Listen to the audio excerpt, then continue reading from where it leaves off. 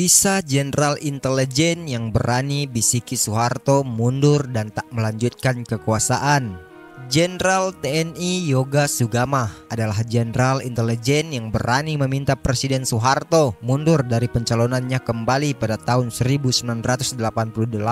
Soeharto dikenal sebagai Presiden Republik Indonesia dengan masa jabatan paling lama, yaitu 32 tahun ia memimpin. Jauh sebelum era reformasi, rupanya sudah ada pihak yang berani meminta Soeharto mundur dari pencalonannya kembali sebagai Presiden Republik Indonesia. Pada tahun 1988, Soeharto telah menjalani masa kekuasaan selama kurang lebih 22 tahun. Saat itu, dia yang telah berusia 67 tahun berkeinginan melanggengkan kekuasaannya dengan maju kembali sebagai presiden. Menariknya, ketika hendak mengajukan diri sebagai calon presiden, ada sosok jenderal yang bernama Yoga Sugama yang punya keinginan menghentikan masa kediktatoran Soeharto.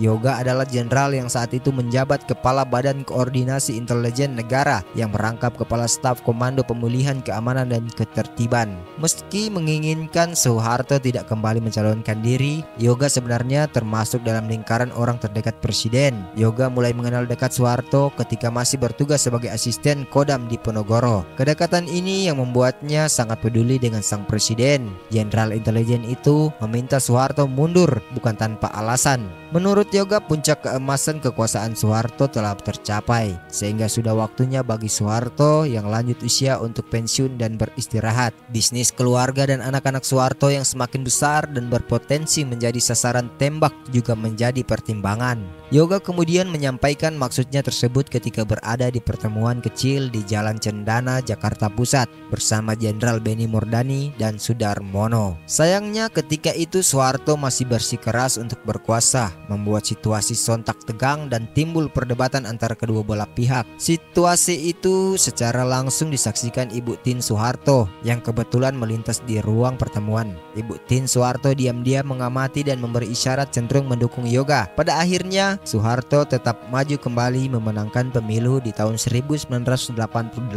Meski sempat bersih tegang, Yoga masih menjadi salah satu orang kepercayaan Soeharto hingga tahun 1989.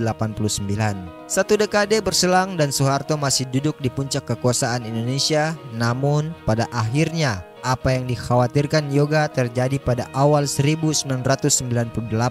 Aksi reformasi yang dilakukan ribuan mahasiswa yang terburuk dengan krisis ekonomi membuat robohnya kekuasaan Orde Baru dan melahirkan sejarah baru. Gambaran inilah yang sebenarnya sangat dihindari oleh Yoga. Dia sangat tidak ingin Soeharto yang punya jasa besar justru harus dipandang buruk oleh masyarakat.